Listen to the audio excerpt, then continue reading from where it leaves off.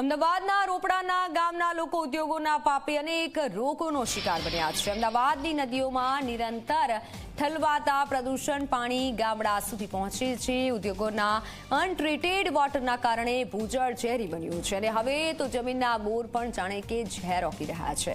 ઝી 24 કલાકની ટીમ જ્યારે રોકડા પહોંચી તો અહીં ચોંકાવનારા દ્રશ્યો જોવા મળ્યા। અહીંના મોટાભાગના લોકો ચામડીના રોગથી પરેશાન છે। ચામડીના ચાંઠા પડી જવા, ચામડીમાં બળતરા જેવી સમસ્યાથી લોકો પરેશાન છે। અહીંથી વટવા જીઆઈડીસી માત્ર 3 કિલોમીટર દૂર છે।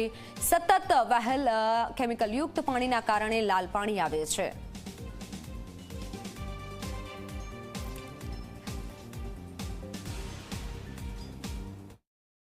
એક તરફ આપણે વાતો સસ્ટેનેબલ ડેવલપમેન્ટની કરીએ છીએ, પરંતુ આપણે ક્યાંક ને ક્યાંક હજી પણ એવા વિકાસ તરફ ગતિમાન છીએ કે જે આપણા પ્રાકૃતિક આપણી જે વારસો છે, આપણો જે ધરોહર છે એને નુકસાન કરી રહ્યું છે। દસક્રોઈ તાલુકાના રોપડા ગામમાં અત્યારે હું ઉપસ્થિત છું અને અહીં દ્રશ્યો હાલ આપ જોઈ રહ્યા છો કે જે પાણીનું વહેણ છે એ કોઈ નદીનું પાણીનું વહેણ નથી, પરંતુ ઔદ્યોગિક વિસ્તારોમાંથી આવતું કેમિકલયુક્ત દૂષિત પાણી છે। હાલ અહીં તીવ્ર દુર્ગંધ પણ આવી રહી છે, પરંતુ આ જે પાણી છે એ વર્ષોથી ગામડાઓમાં વહી રહ્યું છે, ખેતરો સુધી પહોંચી રહ્યું છે અને આ જ પાણીમાંથી પાક પણ લેવાઈ રહ્યો છે, પરંતુ તમામ એ સરકારી વિભાગ અને તેના અધિકારીઓની કામગીરીની બદોલત આ પરિણામ આવી રહ્યું છે કે અહીં તીવ્ર દુર્ગંધ આવી રહી છે, પરંતુ આ પરિસ્થિતિની દેખરેખ કરનાર કોઈ વ્યક્તિ જ નથી। મહત્વની વાત એ છે કે ક્યાં સુધી આ રીતે પાણી વહેતું રહેશે અને કેમિકલયુક્ત પાણી ખેતરો સુધી પહોંચતું રહેશે અને કોઈ પગલાં લેવાશે પણ કે કેમ, તે પણ સૌથી મોટો સવાલ છે। કેમેરામેન ઉમેશ પરમાર સાથે સપના શર્મા, ઝી 24 કલાક, અમદાવાદ। તો નિરંતર ઠલવાતા પ્રદૂષિત પાણીની અસર પહોંચી છે। લોકોને ચામડીના રોગ થઈ રહ્યા છે। અહીંથી વહે છે કાળા પાણીની નદી, કાળું પાણી લોકોને આવે છે, ગંદા પાણીથી લોકો પરેશાન છે। કેમિકલ વાળું પાણી રોપડા ગામ સુધી પહોંચે છે અને જે પાણી આવે છે તે ખૂબ જ પ્રદૂષિત હોય છે અને નિરંતર આ ઠલવાતા પ્રદૂષિત પાણીની અસર લોકોને થઈ રહી છે। કાળા પાણીની નદી વહે છે।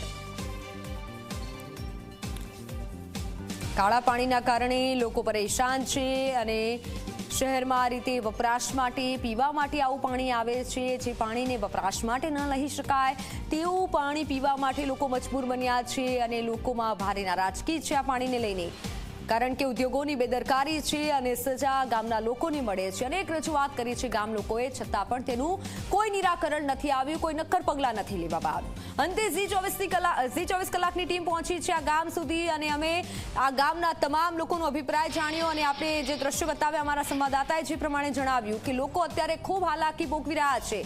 લાલ પાણી પીવા માટે લોકો મજબૂર બન્યા છે અને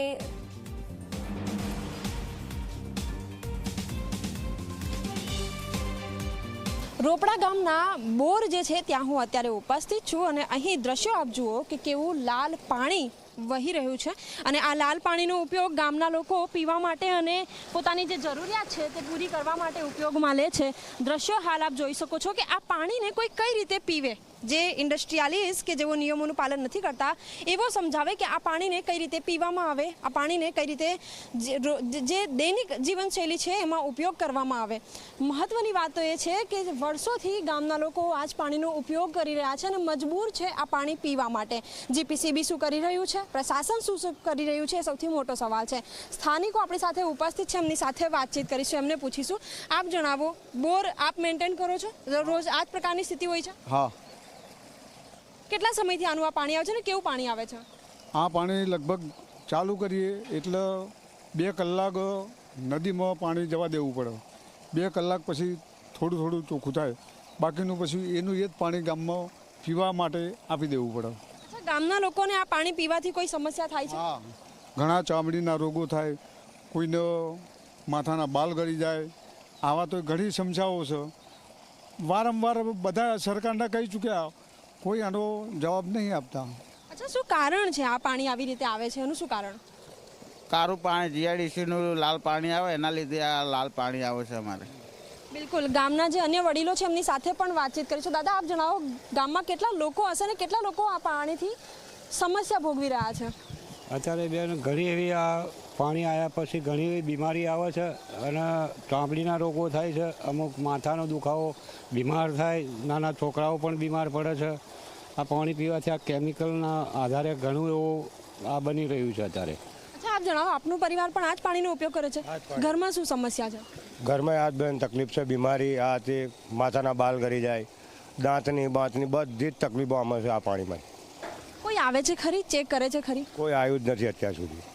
બિલકુલ સૌથી મોટો સવાલ, કારણ કે જીઆઈડીસી જે છે અહીંથી માત્ર 3 કે 4 કિલોમીટર દૂર છે અને તેમ છતાં પ્રશાસન અહીં નથી આવતું. કેમ નથી આવતું, શું કારણ છે અને કોણ આ પરિસ્થિતિનો જવાબદાર, કોણ જવાબદારો સામે પગલાં લેશે? ઘણા બધા સવાલો છે, પરંતુ ગામ ઘણા વર્ષોથી આ સવાલોની વચ્ચે ઘૂંટાતું રહ્યું છે અને પીવાનું ચોખ્ખું પાણી પણ આ ગામને નથી મળી રહ્યું. એટલે કે શહેરનું જે ઝેર છે એ ગામડાઓ સુધી પહોંચી રહ્યું છે. કેમેરામેન ઉમેશ પરમાર સાથે સપના શર્મા, ઝી24 કલાક, અમદાવાદ. અહીંની પાણીની સમસ્યા એવી છે, કમસે કમ 20 થી 25 વર્ષથી નદીમાં કેમિકલવાળું પાણી જ આયાત કરે છે. કઈ બાજુથી આ કેમિકલવાળું પાણી આવે? વટવા જીઆરડીસીનું. અચ્છા, એનાથી સમસ્યા કેવી થાય છે? એની સમસ્યા એવી થાય છે, એ પાણીથી તમે નાહો એટલે શરીરમાં વલોરા આવે. વલોરા આવે એટલે મોટા મોટા શરીર ઉપર મોટા મોટા ચામડા થઈ જાય. સમસ્યા એ જ છે એની. કેટલી મુશ્કેલી થાય છે? એની મુશ્કેલી છે એટલે પછી શરીરમાં બહુ વલું કરી એટલે લાલ લાલ ઢામા થઈ જાય છે. મારે એવી સમસ્યા છે, મારે મિસિસના છે, એવી જ સમસ્યા છે. એને દવા ચાલે છે ઈસનપુરથી. લોકો આવે છે ખરા, પણ સેમ્પલ લઈ જાય છે અને કહેશે ખરા કે ફક્ત રંગીન જ પાણી જ છે, આનેથી કશું જ થાય એવું નથી. તો શહેરમાંથી ઉત્પન્ન થતું ઝેર ગામડાઓ સુધી પહોંચી રહ્યું છે. દેશનું ભવિષ્ય ગણાતા બાળકો પર આ કેમિકલ યુક્ત પાણીની અસર પડી રહી છે. બાળકોના વિકાસમાં પાણી બાધારૂપ બની રહ્યું છે.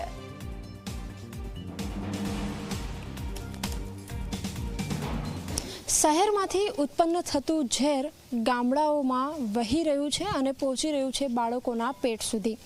રોપડા ગામમાં આપણે દ્રશ્યો જોયા કે કેવી રીતે જે કેમિકલયુક્ત પાણી છે લોકોના ઘર સુધી પહોંચી રહ્યું છે અને આ પાણી માઠી અસર કરી રહ્યું છે આપણા ભવિષ્ય ઉપર, કારણ કે બાળકો આ પાણી પી રહ્યા છે. એવામાં લોકોને તો જે ચામડીની સમસ્યા છે ને એ બધી તો વાત અલગ જ રહી, પરંતુ બાળકો ઉપર પણ માઠી અસર છે. અને આ અસર કેવી છે એ શાળાના જે હેડમાસ્ટર છે એમની સાથે વાતચીત કરીશું, એમને પૂછીશું. અચ્છા, આ પાણીના કારણે બાળકોના સ્વાસ્થ્ય ઉપર શું અસર પડી રહી છે? બાળકોની જે ફિઝિકલ ગ્રોથ જે હોવો જોઈએ ને એ ગ્રોથ થઈ શકતો નથી, એમનો બૌદ્ધિક વિકાસ પણ થઈ શકતો નથી. અને બાળકોને અમે આમ નથી કહેતા કે માનસિક આરોગ્ય જેનું સ્વસ્થ હોય તો એ નિરોગી કહેવાય છે, તો બાળકોના માનસિક આરોગ્ય ઉપર પણ એની અસર થતા હોય છે. કારણ કે અન્ન એવો ઓડકાર, એટલે કે ખોરાક બનાવવા માટે જે પાણીની જરૂર પડે છે એમાં તો આ જ પાણીનો ઉપયોગ થવાનો.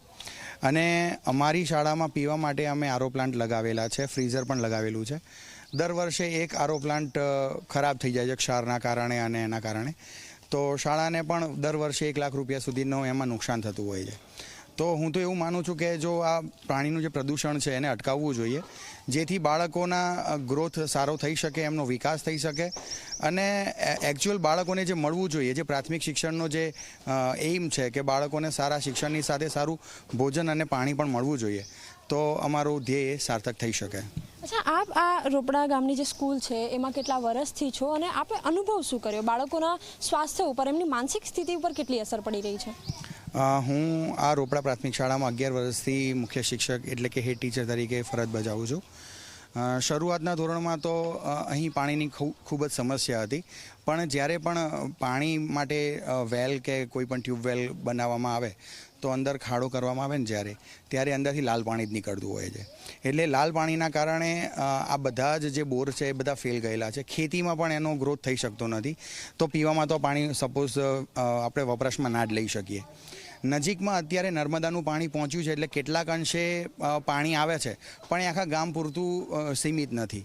અમારી શાળામાં પણ અમે આરો પ્લાન્ટ લગાવ્યા છે, એનાથી પણ અમે પાણી સારું એવું મળે એના માટે પ્રયત્ન કર્યા છે, પણ હજી સુધી અમે સફળ બની શક્યા નથી. બિલકુલ, જે કેમિકલયુક્ત પાણી છે એ બાળકો ઉપર પણ માઠી અસર કરી રહ્યું છે. સૌથી મોટો સવાલ કે એ અધિકારીઓ કે જે જવાબદાર છે એ અધિકારીઓ સામે પગલાં કોણ લેશે? સૂતા જે તંત્ર છે એને કોણ જગાડશે એ સૌથી મોટો સવાલ છે. કેમેરામેન ઉમેશ પરમાર સાથે સપના શર્મા, ઝી24 કલાક, અમદાવાદ.